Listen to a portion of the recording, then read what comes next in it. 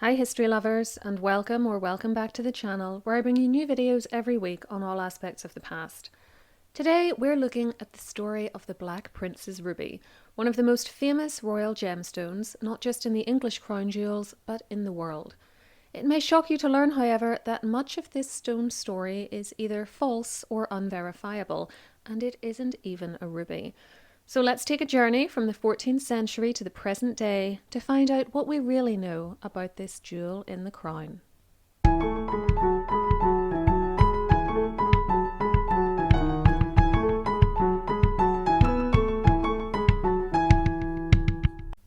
Please remember to give this video a thumbs up and hit the channel's subscribe button with the notification bell switched on so that YouTube lets you know when I upload.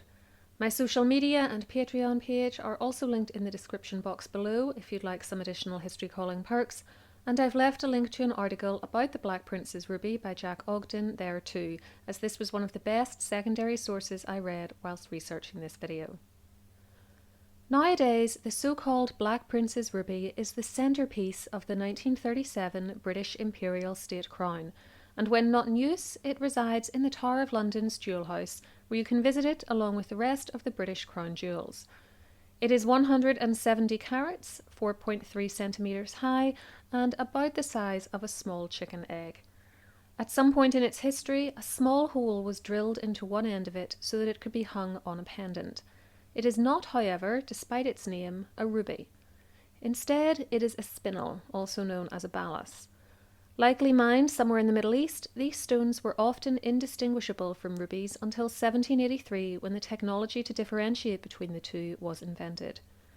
The only piece of ruby you're looking at here is the little gold-rimmed stone which has been used to plug the hole pierced in the main gem. Nevertheless, as it is so frequently referred to as the Black Prince's Ruby, I'm going to continue to call it that for the most part, rather than be pedantic and insist on calling it a spinel the whole time.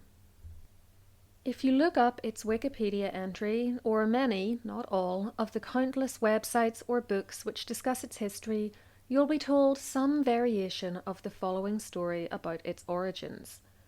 Once upon a time, in the 1360s, King Pedro I of Castile and Leon, who was a real guy, sometimes referred to as Pedro the Cruel, took this stone from King Muhammad VI of Granada. In 1367, Pedro was facing a revolt from his brother Enrique of Trastamara, and in order to put it down, he needed military support, which he duly got from Edward of Woodstock, Prince of Wales, commonly referred to as the Black Prince, even though that name was never used during his lifetime. In exchange for this support at the Battle of Agincourt, he gave Prince Edward the ruby/spinel, and it has stayed in the English, later British crown jewels almost continuously ever since. You might then also read that Henry V wore the stone in his crown during the famous Battle of Agincourt in 1415, and that Richard III was wearing it in his crown when he was killed at the Battle of Bosworth in 1485 and his throne taken by Henry VII. It's a great story. If only there was any primary source evidence whatsoever to back it up, but there's not. Even the Wikipedia entry comes close to admitting that this is all fantasy, by the almost total lack of footnotes in the relevant section and the notice across the top saying that further sources are needed for verification. The one source it does cite, which I went and looked up, is this one, a book from 1930 which repeats a lot of what I've just told you but doesn't provide any evidence to support it. This whole case therefore serves as an excellent example of the dangers of trusting Wikipedia and badly referenced sources in general, as well as the many pseudo-history channels out there run by people pretending to be historians but who don't actually do any proper research and end up just regurgitating trash like this. No trained historian would employ sources like these to support their arguments, so please beware of anyone you see using them as though they're reputable and reliable. The best lies do incorporate as much truth as possible though, and that is perhaps why this origin story has gained so much traction, because some of the details in it are true. The historical figures are all real, and contemporary 14th century chronicles, including one by a man named Pedro Lopez de Ayala, confirm that Pedro did take many jewels from Muhammad, including large ballast stones. Furthermore, Henry V and Richard III did indeed wear crowns at the battles of Agincourt and Bosworth respectively, as contemporary accounts confirm, and Richard's was indeed taken up after his death and placed on the new Henry VII's head on the battlefield, as you see in this later illustration. There's nothing in the sources to suggest that Muhammad, later Pedro's jewels, included what is now known as the Black Prince's ruby, however, nor that Henry and Richard's crowns contained a giant red spinel, let alone the same one we see in the Tower of London today. That said, there were certainly large ballast stones in the royal coffers during the medieval and early modern periods, and it's easy to see why some have tried to project the history of the Black Prince's ruby backwards to tie it in with one of these gems. One of the most intriguing, for instance, is a 181-carat ballast listed as being in a crown which formed part of the, quote, Spanish jewels in the possession of Edward III of England in the 1370s. King Edward was the father of the Black Prince, so there's always a chance this stone came to him via his son, and its size puts it in the ballpark of the current ruby, which is 170 carats, remember, but converting from old measurements to new is tricky, and that could account for a discrepancy. Nevertheless, while I can't 100% promise you that the Black Prince's ruby hasn't been floating around the English royal treasury since the 1300s, no one else can promise you that it has. Nor can we absolutely link it to the jewels we know the Tudors and early Stuarts owned. The inventories we have for the likes of Henry VIII and, a century later, James I do include lots of references to ballasts, and at least one, which was set into a crown held at the Tower of London in 1604, was actually described as being pierced. But without drawings of the stones, there's just no way to know for sure if one of them was the Black Prince's ruby. Speaking of imagery, we do have paintings of royal crowns and gemstones prior to the mid-17th century. I'll explain why that's an important cut-off point in a few minutes. But we don't see the Black Prince's ruby in any of them.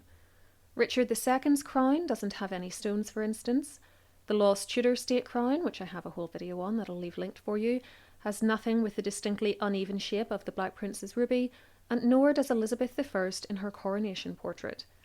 This is despite the fact that both of the Tudor crowns shown in these pictures, as well as Elizabeth's cloak, are covered in lots of rubies or spinels. And before anyone asks, I don't think the teardrop-shaped ruby on the lower part of the cross on the top of Elizabeth's crown is our stone, as it's just not the correct shape. What these portraits do hammer home, though, just as the inventories do, is the sheer number of red gemstones in the Tudors' possession, emphasising how dangerous it is to go assuming that any large ruby or spinel mentioned in their coffers is the Black Prince's ruby. Any such references could relate to literally scores of stones, maybe more. In 1649, the monarchy was overthrown entirely when the parliamentarians, led by Oliver Cromwell, took power in Britain and executed Charles I. The crown jewels were then broken up and sold off, and amongst the records of those disposed of is this intriguing note. One ruby ballast, pierced and wrapped in a paper by itself, valued at £4, sold to Demaresque 21st of January 1649/50, that means 1650 in our modern calendar, for £4 10s. Might this be the Black Prince's ruby? Again, with no image or better description of it, it's impossible to be sure, and it's only later in the 17th century, after the monarchy had been restored, which occurred in 1660 when Charles II took the throne, that we come to firmer ground regarding this stone. In 1687, Francis Sandford published a book about the coronation of James II, who had come to the throne after the death of his older brother Charles II in 1685. Within this book, he described the crown of state created after the Restoration and provided this picture of it. His description, which I've shortened to highlight the bits that are important to us, says, "This was also new made against the coronation of His late Majesty King Charles II, and was worn by the King in his return to Westminster Hall. It is most remarkable for a wonderful large ruby set in the middle of one of the four crosses, esteemed worth £10,000. The image of the crown, and the fact that the so-called ruby in the front of it was thought to be so extraordinary, certainly point towards this being the Black Prince's ruby, and if I was a betting person, I would be prepared to put down some money on it. However, it's not a sure thing. The large stone in the front of this crown is not quite the correct shape, nor do we see the telltale piercing on it, but perhaps the artist just wasn't good enough to capture these details, or was working from descriptions of the crown rather than first-hand close-up experience of seeing it. Look at this early 20th century image of the stone, for instance, and you can see that its shape has been regularized somewhat so that it appears more oval than it really is. As for the date the ruby was put into it, although this crown was created for Charles II, we still cannot be certain that the ruby wasn't a later addition, and the best we can say is that it was in the front of this crown by 1687. The first definite look we get at the Black Prince's ruby actually doesn't come until a coloured image of it in George I's crown was produced in 1718, and even it doesn't have the piercing. This is that image in the centre, and when you place it next to the 1687 image and a 20th century picture of the crown, you can see that by George I's time the ruby/spinel was definitely in the Royal Jewels collection, as its shape, when represented properly, is unique and immediately identifiable. The 1718 drawing also gives us some further information about the stone's history, which only adds to the theory that it wasn't in Charles II's crown, for beneath the picture are the words, "The ballast in the cross in front was given to the crown by King James II. James ruled between 1685 and 1688. If you'd like to know more about the fairly bizarre way in which he lost the throne, see my video on that. So if this statement is true, then we have a few ways to interpret it. One is that the jewel, despite everything I've said so far, was only brought into the royal family during James's lifetime. Another is that it was already part of the crown jewels, and he was merely the first person to have it set into the state crown.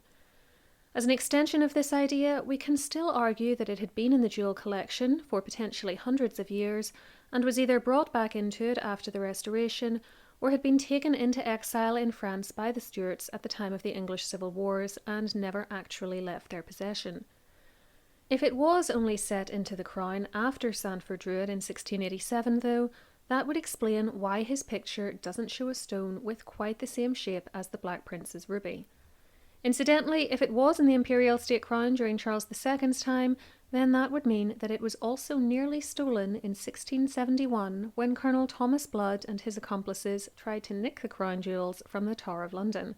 If you see my video on St Edward's crown, I go over that story in more detail there. So why, given how many rubies and spinels the royals have owned over the years, and the fact that there isn't definitive proof of the ruby's presence in the royal collection until the late 17th century, has such a fantastical story been attached to it? Well, one reason is because of a now discredited theory put forward in the 18th century by writer and politician Horace Walpole involving this picture, which he thought was Prince Edward. Writing in 1765, he said that there was great reason to think this image was contemporary with the prince's life, and that it, quote, represents him in black armour, embossed with gold, and with a golden lion on his breast.